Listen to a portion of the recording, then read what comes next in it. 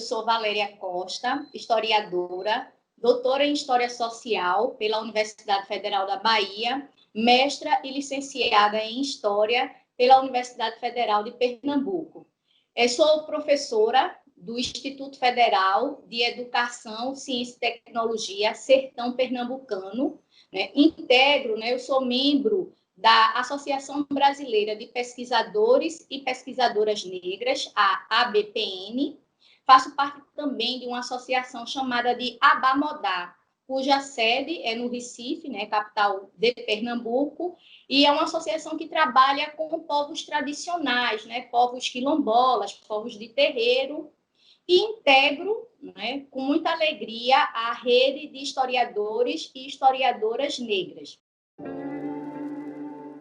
Para os alfinetes de Francisca, laços de solidariedade entre africanas e crioulas no Recife escravista. Esse é o título do texto que está no site da Guelé 10, que vocês já leram, vão ler ou estão lendo. Qual foi o meu objetivo com esse texto? Trazer as experiências de mulheres negras na construção de suas redes de solidariedade para garantir a sua recobrança ou reconstrução de liberdade ainda numa sociedade escravista. Na realidade, eu me interesso particularmente pelo protagonismo de africanas de uma determinada região, Africanas que aqui no Brasil, no período da escravidão, ficaram conhecidas como pretas da costa da mina, e os homens como pretos da costa da mina. Mas quem são esses homens e essas mulheres que aqui no Brasil ficaram conhecidos como minas? Quem são eles e elas no Recife, em Pernambuco, lugar onde moro, onde nasci, fui criada e é o meu locus também de pesquisa. Na documentação da época, sejam em testamento, fontes de cartório, testamentos, inventários, documentação paroquial, que são batismo, assentos de casamento, óbito, aparece, um nome chamado Costa d'África. Esse nome abrangente, na realidade, aglutina individualidades, peculiaridades de nações e étnicas. Então, para Pernambuco, esse Costa da África aparece como nação Costa da Mina. E aí, quando a gente vai se debruçar, fazer cruzamento de fontes, nós nos deparamos que os homens e as mulheres da Costa da África, na realidade, são os minas. É interessante a gente perceber que existe uma diferenciação entre o termo procedência de África, nação e etnia. Comumente, os livros didáticos, que é o público que eu quero me dirigir, os livros didáticos aparece apenas o etnônimo nação. Mas há uma diferença, Procedência, por exemplo, a africana Antônia Monteiro, que é a personagem principal do texto que vocês têm aí no site, ela se disse natural da Costa na Mina, de nação Nagô. Nós temos aí dois sinais diacríticos para identificar a origem de nascimento de Antônia. O Costa da Mina seria a procedência que remete às regiões na costa da África, sobretudo a região onde estava localizada a feitoria do castelo de São Jorge da Mina, aonde, durante os quase 400 anos de tráfico, os quase 300 anos de tráfico, foram embarcados de maneira forçosa homens e mulheres que foram escravizados na diáspora das Américas. O termo nação já é um outro etnônimo que ele é mais específicozinho, Ora, ele remete a cidades, reinos, por exemplo, Calabar, peculiaridades étnicas, Nagô, na realidade, é uma corruptela de Anagô, Anagonu, né? Que na trajetória, né, na história do tráfico e da escravidão, tanto os traficantes como os colonizadores, os escravistas, e também as mulheres e os homens africanos jogavam, né, construindo e reconstruindo essas identidades de nação e étnica, certo?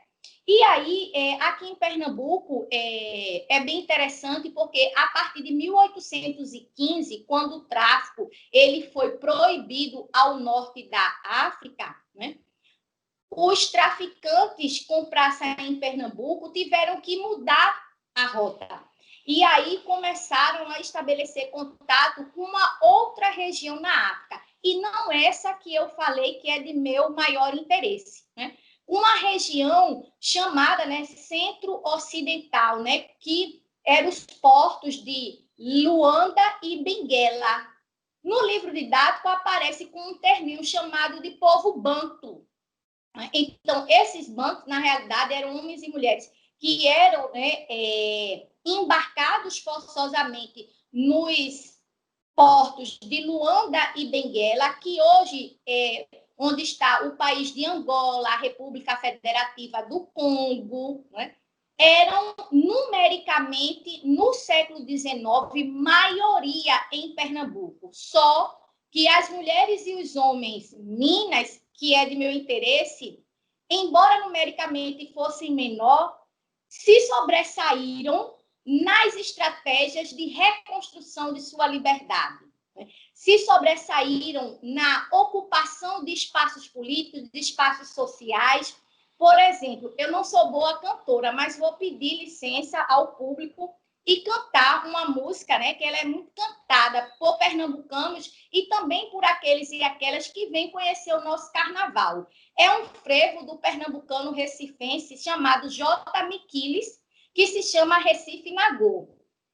A música, né, o início da música é assim, né? Nagô, Nagô, Recife Nagô, Nagô, Nagô, Recife Nagô, o sol da aurora raiou na terra do Capibaribe, do Freve, do Maracatu, de baque virado, de touro encantado, de todo azul. Nasceu da pedra salina, Luanda, estrela bem-vinda, Recife batendo tambor. Nagô, Nagô, Recife, Nagô. Vejam, né? Essa música, ela marca uma identidade cultural recifense, né, pernambucana, ligado à região da Costa da Mina, né, aos nagôs. Veja que coisa interessante, né? A predominância numérica aqui era para cantar Nagô, Recife Banto, né? Recife Angola. E, na realidade, né, nós recifenses, sobretudo, quando somos ligados, né, à cultura negra, sejam as comunidades tradicionais de terreiro, né, as religiões de matrizes africanas no Recife, é conhecida como Xangô, né? Xangô pernambucano. Xangô é um personagem histórico e divino que remete aos cultos de orixás, mas está ligado ao reino de Oió, que ficava na região dos Nagôs, né? Isso remete ao quê, pessoal? Remete justamente a essa ideia que as mulheres e os homens minas tiveram uma projeção maior em termos de estratégia política, de estratégia de configuração de espaços sociais e culturalmente marcaram mais a cidade do que os numericamente maior, que eram os Angola, né? E aí eu agora passo, né, a contar, narrar um pouco da história da africana Nagô Antônia Monteiro, que é a personagem principal do texto. Antônia Monteiro, quando elaborou o seu testamento, né, no dia 13 de novembro de 1854, ela falou que era natural da Costa da Mina, de nação Nagô. Durante, né, a narrativa, né, testamentária, ela fala que foi casada, que teve um filho, mas esse filho morreu ainda bebê, e narra as suas experiências, tanto de escravizada, como também na liberdade, de quando ela se tornou liberta, né? Quando ela voltou a ser uma mulher livre, porque a escravidão não é um lugar de origem de ninguém, né? Essas pessoas eram livres e foram escravizadas, certo? Mas aí, o que é um testamento, né? Que é um documento que é pouco ou quase nunca comentado, falado na sociedade atual. E foi um documento muito importante e era muito recorrente na sociedade oitocentista, né? Na sociedade escravista. Na realidade, o testamento é um documento no qual as pessoas que elaboravam só o faziam porque, durante a sua trajetória de vida, angariaram, né, juntaram recursos que a distinguiram, né, distinguiu essas pessoas das demais pessoas que a gente chama de pobre, né? Só elaborava testamento pessoas que tiveram bens, que tiveram patrimônio para deixar para familiares, amigos, parentes, enfim, pessoas de sua rede de relação afetiva, de relação de consideração, ou também de laços sanguíneos ou não, né? Então, dizer, só a gente encontrar um testamento de Antônia, eu já estou dizendo aqui, né, já é uma prova de que nem todo negro que viveu no período escravista foi escravo e morreu indigente.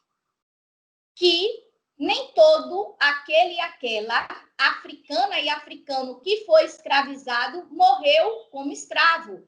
A conquista da liberdade foi um fato concreto, né? E além de reconquistarem a liberdade, também articularam, né, estratégias para angariar recursos, né? Antônia é uma delas.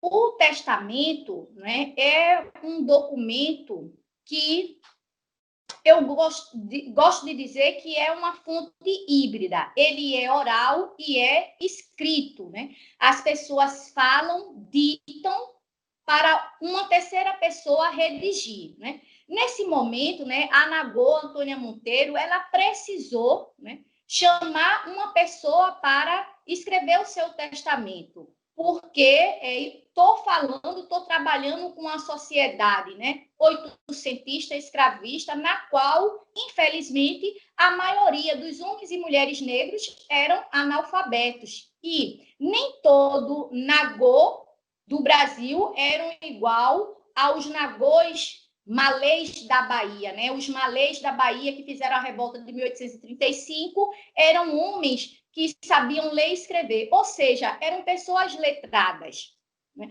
Mas, só para ressaltar, os malês da Bahia é um caso, né, à parte, não condiz com a maioria das mulheres e dos homens africanos libertos que viveram na sociedade escravista, né? Então, Antônia chamou para redigir, né, para redigir as suas últimas vontades, os seus desejos, o que iria ser feito com o patrimônio que ela construiu, chamou o Manuel Duarte Vieira, que era um liberto que tinha uma loja de livros. Participou também, né, da elaboração do testamento, né, como eu falei, né, o testamento precisa de uma pessoa para redigir, mas também precisa de testamenteiros e de testemunhas. Os testamenteiros eram pessoas que iriam ficar responsáveis para, após a sua morte, poder sacramentar, poder colocar em prática, né, realmente consumar o que você prescreveu, o que você ditou para ser feito com o seu patrimônio após a sua morte. Então, Antônia Monteiro convidou, como primeiro testamenteiro, o africano liberto Nagô Antônio da Silva, que ela também o fez de seu herdeiro. O segundo testamenteiro de Antônia foi o africano liberto, também Nagô, Paulo Figueiredo, que era ex-escravo de um outro Nagô chamado Joaquim Figueiredo. Ora, só para a gente parar e analisar um pouquinho, né, quem era a rede, eu gostaria, né, de dizer e até fazer, tomar de empréstimo um termo de uma outra historiadora, né, chamada Maria Inês Cortes de Oliveira, que ela diz que os africanos viviam e morriam no meio dos seus. Chamando a atenção para quê? Que é algo importante, embora o fator nação, o fator étnico não fosse no momento da inclusão ou exclusão das pessoas na comunidade negra, sobretudo africana, embora não fosse algo, né, decisório, né, de incluir ou excluir, mas era uma chave, né, um elemento que se levava em consideração na hora de tecer as redes de solidariedade. E aí eu estou falando de uma mulher liberta Nagô, que chamou para a intimidade, para dividir essa intimidade, outros Nagôs, homens. Como testemunhas, né? Aí as testemunhas, geralmente, se para testamenteiro se chamava uma ou no máximo 3 pessoas, geralmente para testemunhar aquele momento, e aí eu gostaria de dizer que a sociedade oitocentista é uma sociedade que ela é da palavra, né? Ela também é da oralidade. Então, os acordos, os negócios, eles são feitos também com o poder da palavra. A presença, né? O falar. E também é uma coisa da ancestralidade africana, né? O falar, o narrar, né? O poder da palavra. E aí, no testamento, configuram como testemunhas, no máximo, 5 pessoas. Quem Antônia Monteiro convidou para dividir essa sua intimidade? Ela chamou o padre da paróquia da Boa Vista. E aí eu peço agora licença para falar um pouquinho o porquê ela chamou um padre. Isso diz de sua rede dentro do espaço religioso. Ela era irmã remida da Irmandade do Rosário dos Homens Pretos, do bairro da Boa Vista. A Irmandade de Nossa Senhora do Rosário foi uma das irmandades negras, né, das confrarias católicas, que mais aglutinou pessoas africanas e também crioulas, né? Mas, sobretudo, africanas. Aqui no Recife, tiveram 2 igrejas de Nossa Senhora do Rosário dos Pretos, uma no bairro de Santo Antônio e outra no bairro da Boa Vista, o bairro que Antônia habitava. E aí, ela, ao chamar o padre, está dizendo não só a sua rede de sociabilidade no espaço religioso, mas também está dizendo o quê? Que ela foi uma mulher importante para o bairro da Boa Vista, para a igreja do Rosário, da Boa Vista, e também para a Irmandade. Né? Então, eu estou falando de uma africana que ela exerceu uma certa proeminência, né? Ela teve um destaque social. Uma outra testemunha que eu acho interessante falar é o Clorindo Catão. Ele foi subdelegado do bairro da Boa Vista.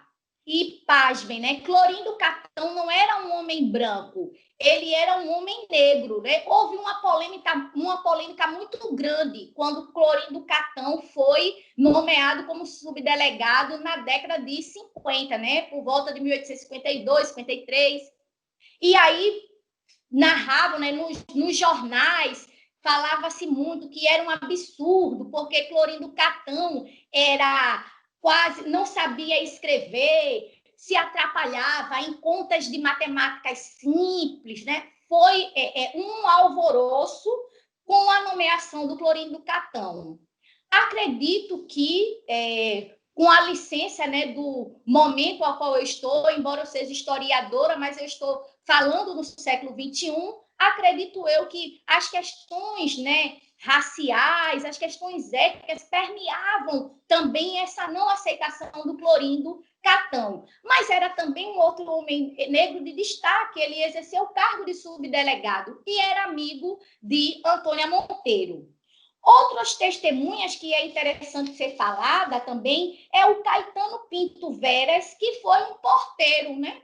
Tinha uma ocupação simples, né? A ocupação de porteiro, ela foi muito comum no século XIX entre os homens africanos e também crioulos, mas os homens brancos pobres também entravam na disputa para ocupar esse espaço, né, de trabalho, né, para ter essa profissão. Mas aqui em Pernambuco era mais comum ser porteiro, por exemplo, o Caetano Pinto Veras, ele era porteiro da alfândega de fazendas, ou seja, do armazém, né, que os tecidos que chegavam pelo porto, que também saíam, eram armazenados. Então, ele era porteiro da alfândega de tecidos, né? Então, era um homem negro simples. O pai de Francisca, a menina que Antônia Monteiro amamentou e tornou a sua herdeira mais destacada, né? Não é à toa que eu começo o texto para os alfinetes de Francisca. Ela era filha também de um senhor que era porteiro da Assembleia Provincial de Pernambuco. Hoje em dia é a província, é a Assembleia Legislativa, né, do Estado. Tem a Assembleia Legislativa de Pernambuco, de Alagoas, do Rio, enfim, né? Era também porteiro. Então, Antônia foi uma mulher que ela teceu redes com homens, tanto de destaque social, mas também homens simples. Passando agora para as herdeiras e os herdeiros de Antônia, né? Como eu falei aqui, Antônia era uma mulher viúva, ela teve um único filho, e o seu filho morreu ainda bebê. E ela amamentou Francisca, uma menina que era filha de um outro homem negro, né? Embora eu não sei até o momento, que é uma pesquisa em andamento, se o pai de Francisca era africano ou era crioulo, ou seja, quando eu falo em crioulo, eu estou me remetendo aos homens e também às mulheres que eram filhos de africanos e africanas de primeira geração. Porque, por exemplo, eu sou uma crioula, eu não sou uma afrodescendente, mas quando eu falo para o século XIX, sobretudo para tratar aqui da questão de Antônia, eu estou falando dos crioulos, ou seja, os descendentes da primeira geração, certo? Então, o pai de Francisca era um crioulo, ou talvez um africano, até o momento eu não sei, mas estava ali na rede de Antônia, né? E Antônia pegou um afeto pela menina por ter aleitado, por ter amamentado. Antônia, além de Francisca, não é que ela diz assim, deixo 10 mil réis para os alfinetes de Francisca. Esse termo para os alfinetes é um termo que era muito comum na sociedade escravista, né? No século XVIII, em Portugal, né, que foi o país, né, que colonizou o Brasil, era muito comum entre a gente granfina, as pessoas nobres, as pessoas que tinham dinheiro para dizer de que deixavam uma mesada, os maridos deixavam alfinetes para suas esposas, o que era mesada, dinheiro para ela poupar e na falta do marido ela ter como se sustentar. No Brasil, o termo ficou recorrente como um dinheiro que você deixa para alguém, seja o seu cônjuge, seja um filho, seja uma pessoa próxima, para os seus gastos cotidianos, né? Então, Antônia, quando torna Francisca uma de suas herdeiras, além de deixar um pecúlio, ou seja, um dinheiro para a menina,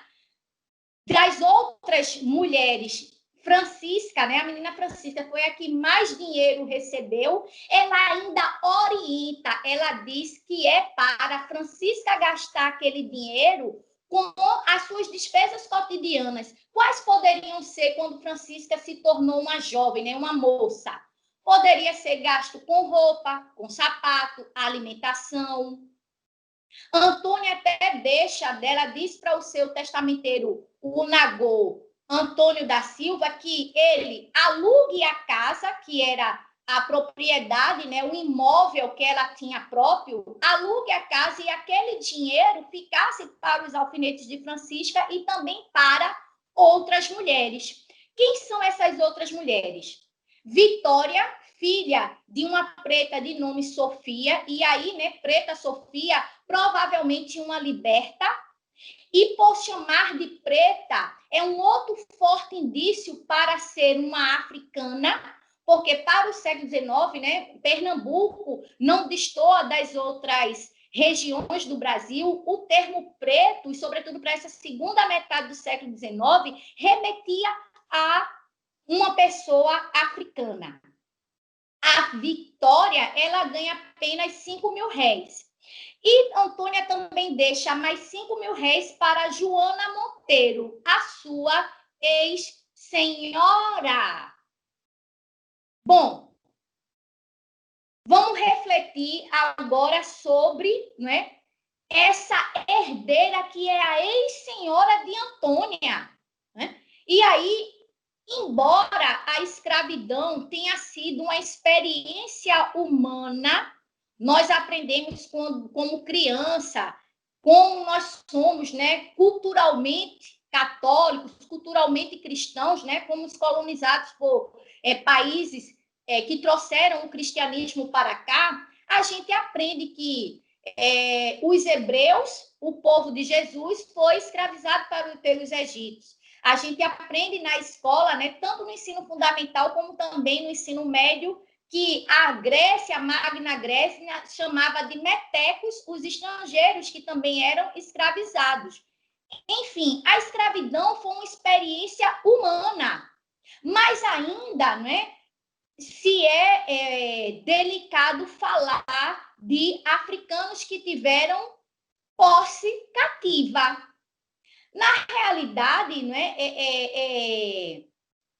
o continente africano ele não só entrou, né, na lógica do capitalismo da época do século XIX, fornecendo humanos para a escravidão, mas eles também tinham a cultura da escravidão, que era bem diferente da cultura da escravidão que os europeus impuseram. Né? Era uma escravidão por guerra, por dívida.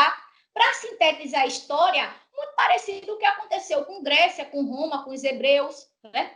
Agora, o tráfico atlântico é uma experiência inenarrável porque estraçalhou, esgaçou e tentou, mas não conseguiu, acabar com os vínculos comunitários da população africana, tentou apagar, né, aquela vida anterior ao desespero do tráfico e à argrura da escravidão. Tentou, mas não conseguiu, né? Por isso estamos falando de Antônia, certo?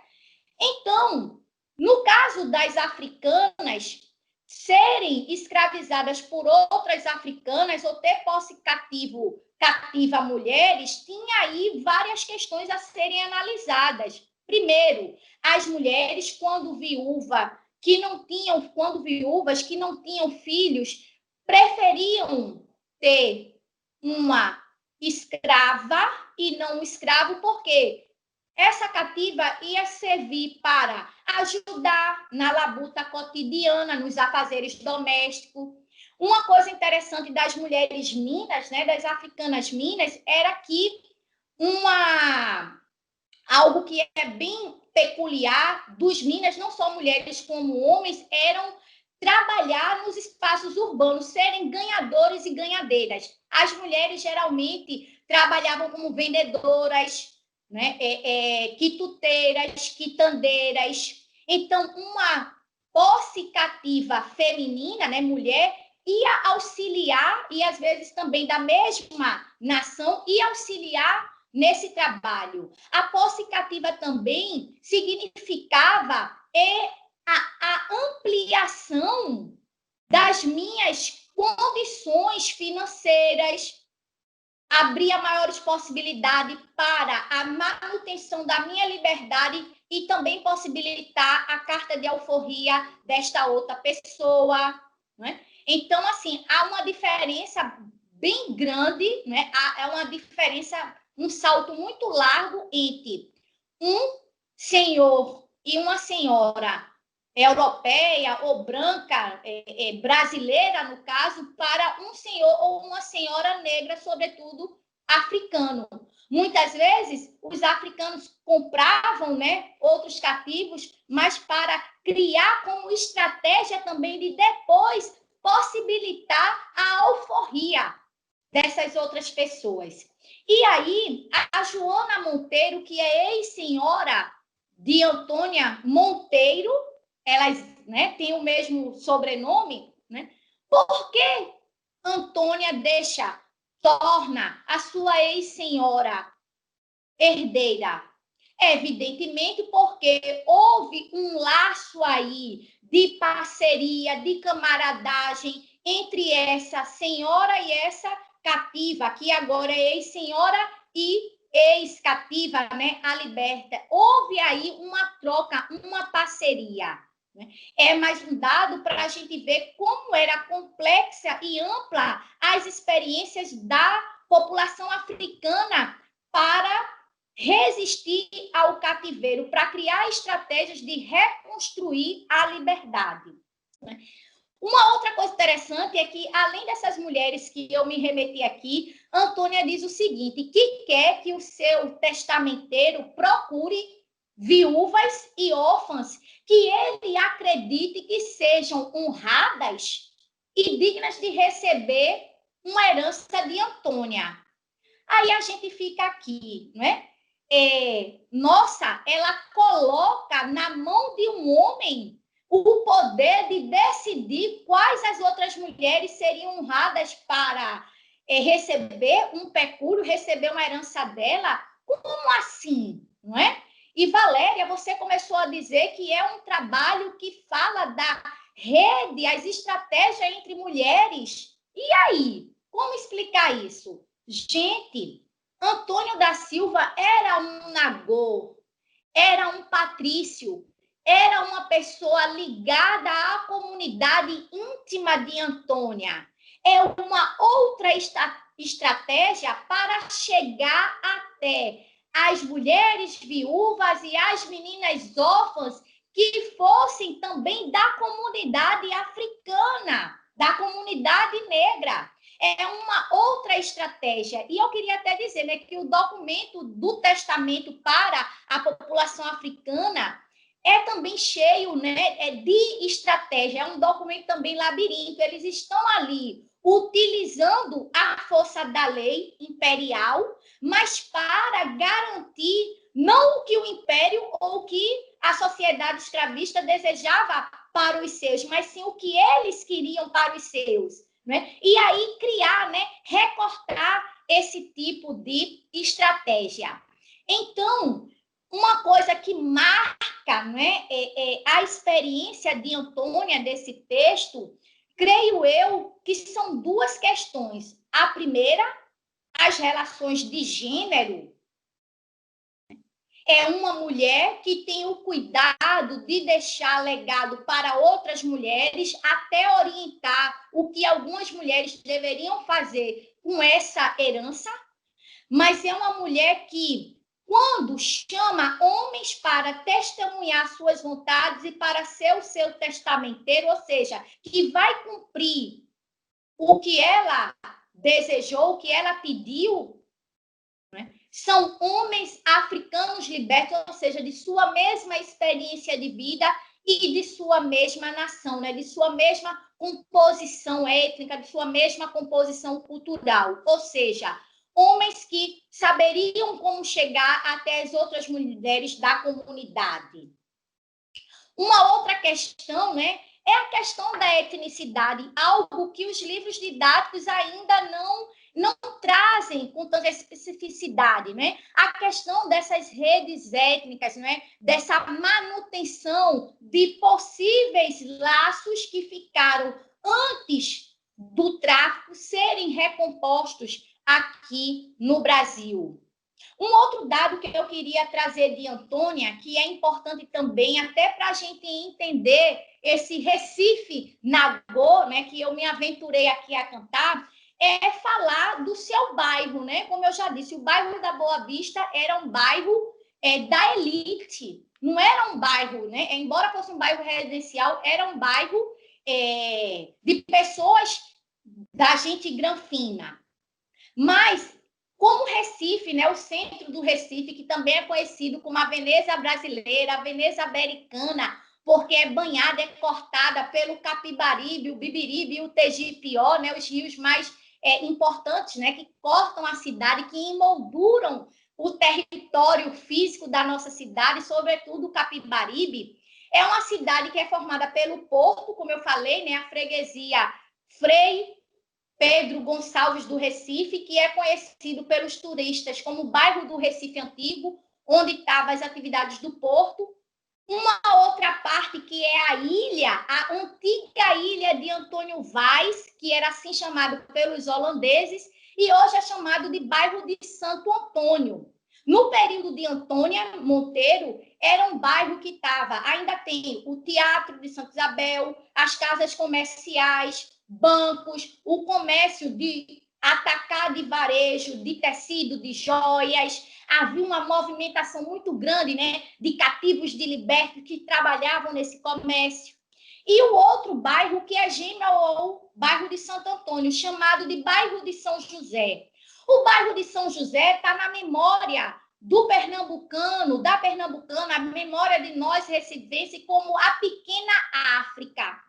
Porque o bairro de São José, além de no século XIX, né, ter uma grande concentração de mulheres e homens, ex-escravos, escravos, africanos, crioulos, que viviam disputando espaços de trabalho, se concentrava também a maior parte da população pobre e desvalida da cidade.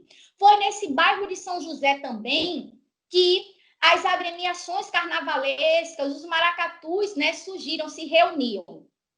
Entretanto, porém, todavia, eu quero marcar que o bairro da Boa Vista, um bairro que no século XIX era bucólico, porque cheio de vivendas, de sítios, com pomares, onde senhores de engenho, grandes proprietários costumavam veranear, era um bairro muito atrativo pela açucarocracia pernambucana, era também o bairro apontado pelo censo de 1872 como numericamente de concentração de africanos e africanas. Reparem, eu não estou falando da população negra no geral. Eu estou dizendo que o bairro da Boa Vista foi apontado pelo censo de 1872 como o bairro de maior concentração da população africana, liberta e que tinha cabedal, né? Então, esta pequena África não estava apenas no bairro de São José, mas também no bairro da Boa Vista, onde tinha um lugar chamado de gasômetro, que tinha os ensaios dos maracatus. Hoje, os ensaios dos maracatus, que é feito na Rua da Moeda, lá no bairro do Recife Antigo, no século XIX era feito no gasômetro, no bairro da Boa Vista, porque também é uma pequena África, né? O bairro da Boa Vista.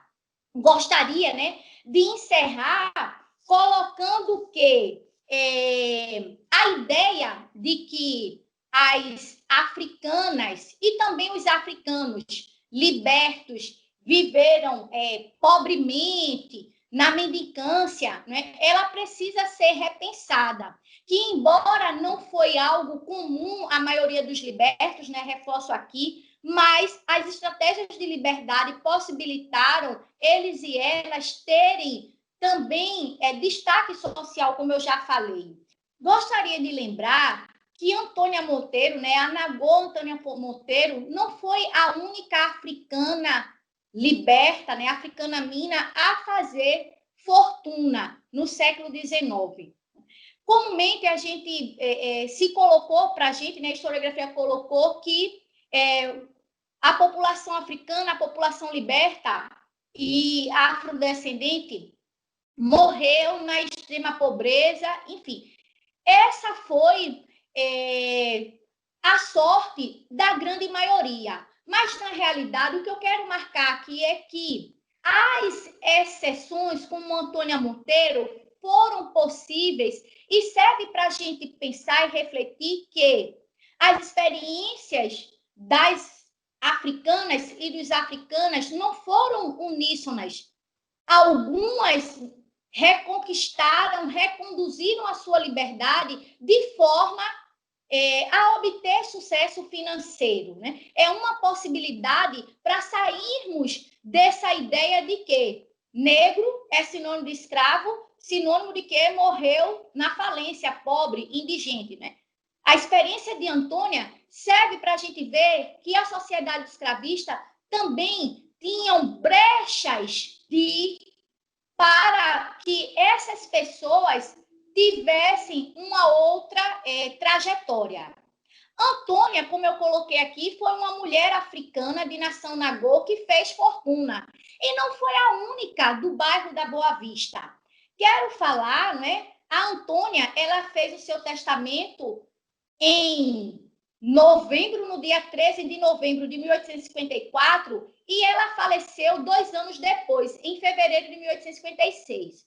Mais ou menos após 20 anos, em 1873, uma amiga sua chamada Teresa de Jesus de Souza, que também era da Irmandade do Rosário dos Pretos da Boa Vista, né? Amiga de Antônia, também era uma africana da Costa da Mina, também fez fortuna. Teresa, quando morreu em 1873, a sua fazenda, ou seja, o seu patrimônio, foi avaliado em 30 contos, 487 mil réis. Era um patrimônio de tamanha proporção que chegou a ser, né? Comparando Antônia a uma das grandes fortunas do Recife, que foi do negociante inglês Gibbon, a fazenda dele chegou a 20 contos a mais que Antônia. Ou seja, né, Antônia é uma espécie de segunda grande fortuna entre comerciantes. A sua fortuna se equiparou, se igualou à de homens brancos estrangeiros, né? Então, eu gostaria de encerrar colocando que esse texto, a trajetória, a experiência que eu coloquei aqui da Nagô Antônia Monteiro, serve para marcarmos as redes de solidariedade, de afetividade entre as mulheres negras, as estratégias que mulheres africanas libertas empenharam, agenciaram para garantir o futuro dos seus e das suas. E uma segunda questão é que a composição das comunidades negras, sobretudo africanas, elas tinham complexidade que a gente ainda não alcançou, né? A etnicidade mais específica, né? A ideia de Nagô, como eu coloquei aqui, é algo que tem uma relevância, embora não fosse excludente ou agregadora, mas era algo de grande relevância para entender, para compreender como eram que essas pessoas se articulavam entre si. Então, a experiência de Antônia, ela tanto serve para pensarmos as relações de gênero entre as mulheres negras, africanas, né? Até porque a escravidão, durante muito tempo, tornou uníssono o corpo negro. Acreditou que homens e mulheres africanas teriam a mesma experiência, por serem negros e terem vivenciado a escravidão. Mas, na realidade, há diferentes nuances. A história de Antônia é uma. Ora, ela se aproxima mais de homens, por serem de sua mesma nação, ora, de mulheres, porque são para quem ela se dirige, para quem ela quer assegurar um futuro menos desconfortável naquela sociedade escravista.